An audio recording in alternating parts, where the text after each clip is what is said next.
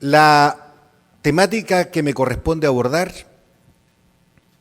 es desde abajo, desde el testimonio, una de las más importantes porque dice en relación con el deseo natural que tenemos todos los seres humanos de encontrar la verdad y lograr la justicia.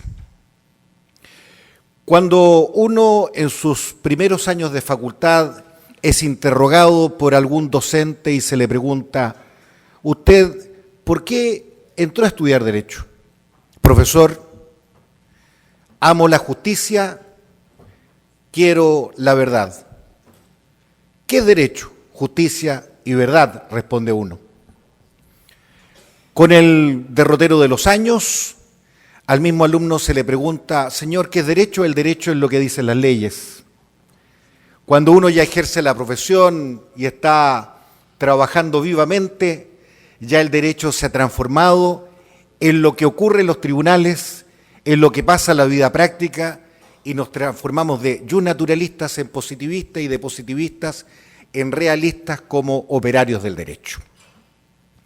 ¿Qué tiene que ver esto con la carga de la prueba? Muy sencillo.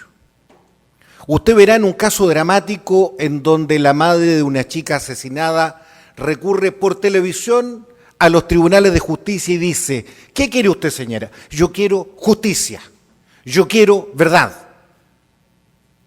¿Qué demanda aquella persona que ha sido objeto de un vejamen o de un perjuicio económico? Quiere verdad, quiere justicia, quiere reparación. Pues bien, todos podemos estar unidos en una única voz en que le demandemos a los tribunales verdad y justicia.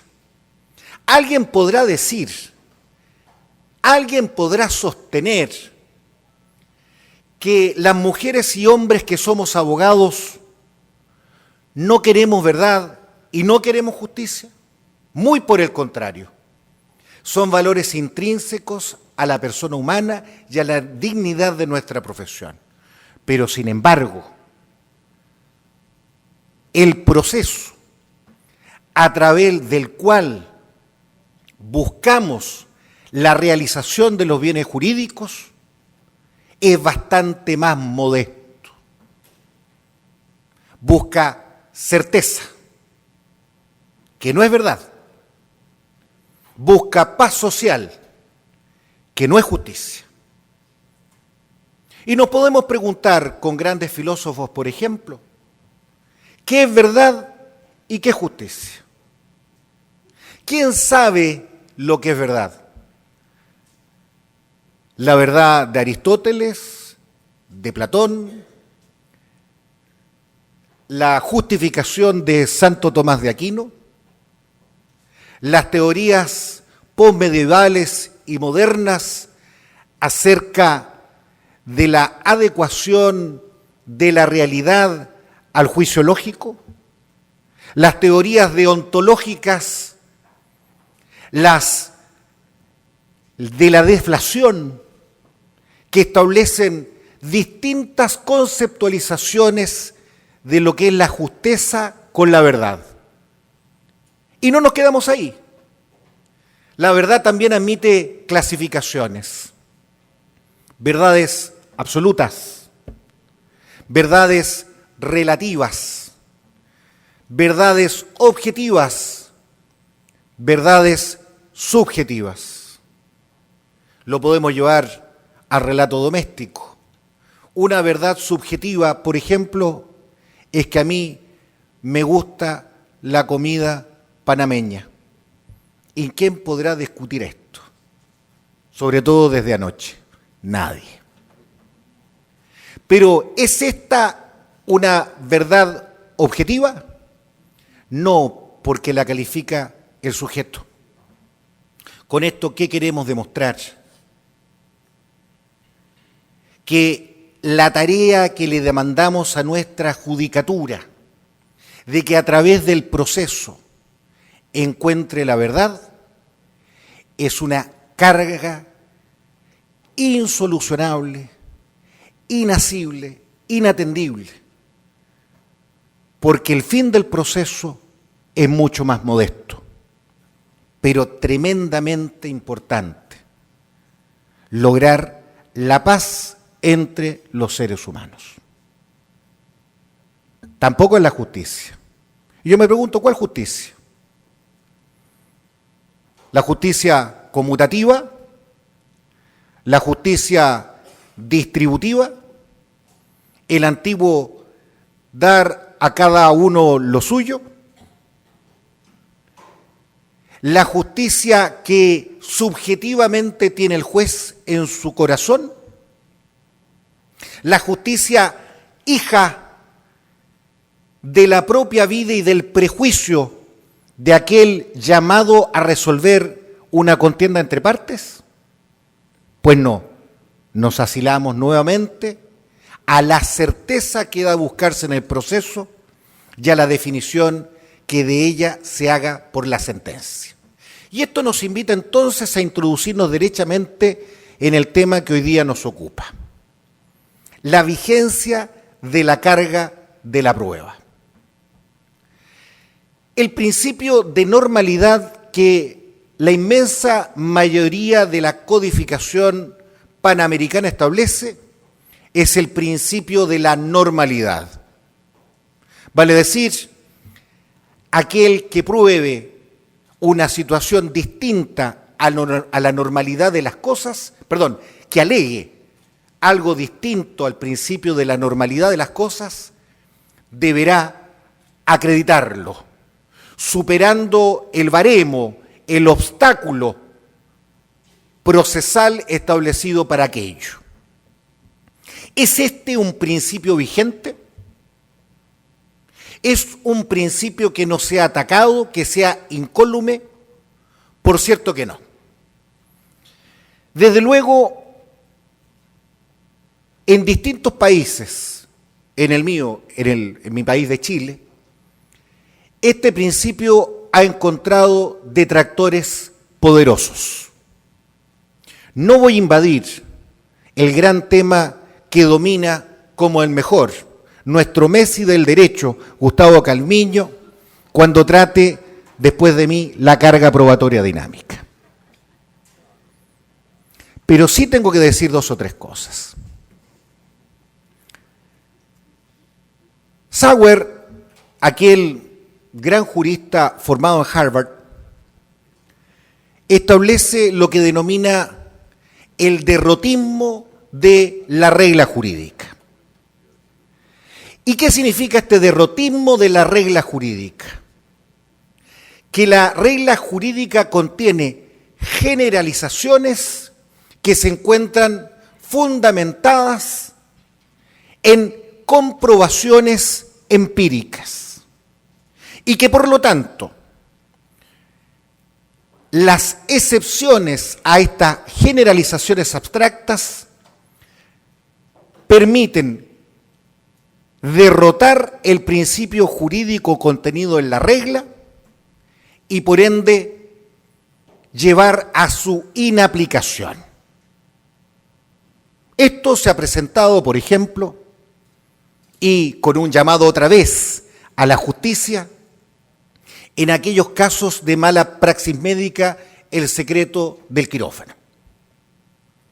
Incumbe probar el incumplimiento de la praxis médica a quien lo alega, al paciente perjudicado, a aquel que quedó herido, aquella distinguida dama que fue buscando una corrección de su nariz en una cirugía estética y resultó con la nariz chueca, para llevarlo al testimonio. Siguiendo entonces a Sauer, la regla del secreto del quirófano nos permitiría dejar de aplicar el principio de la normalidad y cargar con la prueba a aquel que tuvo que ser diligente y de ese modo abandonar la regla legal preestablecida y permitirle a aquella parte que se encuentre en mayor facilidad probatoria acreditar, incluso en contra de su propio interés, aquella cuestión que le sirve a la contraparte. Y eso es también un injerto dentro de los principios del proceso que no corresponden a nuestro juicio, derivados del solidarismo procesal, basado en la idea de la buena fe del proceso, postulada largamente por el gran profesor Morelo en Argentina durante muchos años. Pues bien, nos resulta a nosotros estas ideas de Sauer y de varios doctrinarios que postulan que la carga de la prueba en cuanto principio de normalidad debe ser despreciado aún excepcionalmente, pues no, es un criterio que no compartimos. Primero, porque en materia, por ejemplo, de responsabilidad civil contractual, la predeterminación del estatuto jurídico que autolimita la libertad, aún en materia probatoria, se proyecta hacia el futuro. Y ese estatuto libremente consentido resulta ser desarmado cuando se llega a la hora del litigio a través de instituciones ajenas a nuestra tradición, que no solamente denostan el principio de la carga de la prueba, sino que hacen tabla rasa de la autonomía de la voluntad y dañan el correcto tráfico jurídico. En suma, ¿habrá alguien razonablemente dentro de este auditorio que esté disponible para suscribir un contrato que ha preestablecido normativa probatoria precisa y concreta para que el día de mañana se viole la ley del contrato, el estatuto predeterminado con total facilidad por la idea de que debe aplicarse el principio del derrotismo de la regla jurídica? ¿Quién contrataría en aquellas condiciones bajo la condición de incerteza, de no saber qué va a acontecer con el futuro?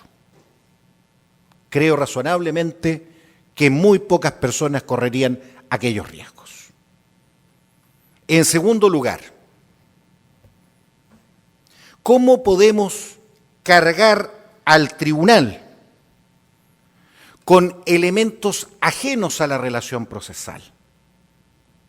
Desde luego, son agentes externos al proceso aquellas cuestiones que no han sido afirmadas ni contradichas por las partes. ¿Por qué? Sobre todo en un proceso civil, en virtud del principio de la congruencia, que también se trató aquí en estrados por otro ponente, días pasados. Podría introducirse una cuestión distinta a la discusión que libremente tienen los privados.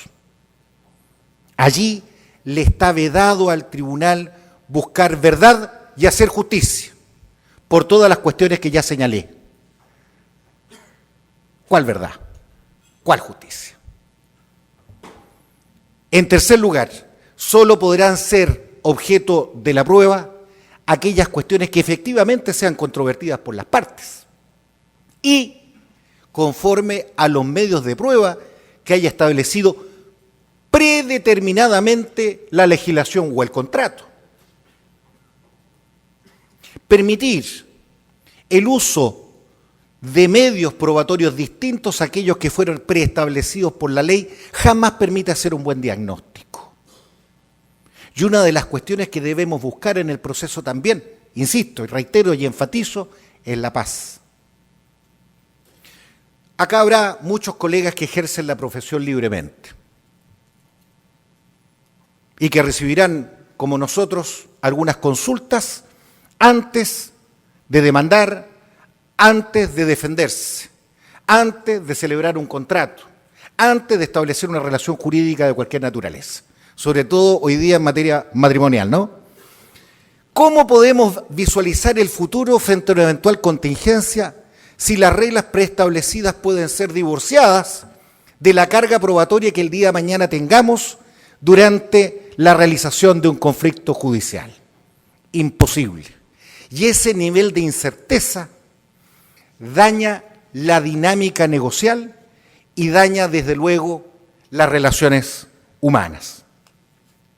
Terminando, en conclusión, la norma del principio de la normalidad que está incorporada en la inmensa mayoría de las legislaciones civiles panamericanas es un principio absolutamente vigente y debe impedirse que éste sea denostado. Segundo, es aquel principio que además se adecúa necesariamente con el concepto de proceso, o como algunos decimos también, del debido proceso. Tercero, es deber del legislador, entendiéndose por tal también el de la autonomía de la voluntad de los contratantes, el llamado a establecer las garantías para un racional y justo procedimiento y además los medios de prueba que pueden hacer uso las partes para confirmar sus pretensiones en un proceso. Quinto, solo pueden ser confirmados aquellos hechos que hayan sido contradichos en los periodos de discusión que correspondan a los distintos procedimientos. Sexto, el proceso no está destinado a buscar la verdad. Séptimo, el proceso no está destinado a hacer justicia. Octavo, los jueces están obligados a aplicar la ley. Noveno, el proceso tiene por finalidad buscar y encontrar la paz y la certeza de las relaciones jurídicas. Décimo, muchas gracias.